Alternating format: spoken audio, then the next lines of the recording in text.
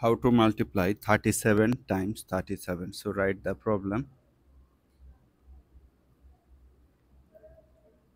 Start with this 7. 7 times 7, 49. Write 9 and carry 4 to the next column. 7 times 3, 21. 21 plus 4, 25. Write 5 and carry 2 to the next column. But there is no one, so 2 will come here. Now start with this 3. 3 is in second column, so first column will have a 0, which is called placeholder 0.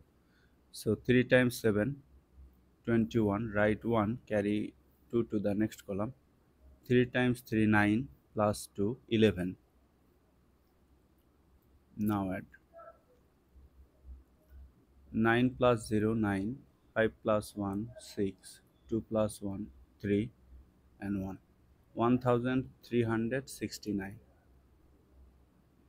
1369.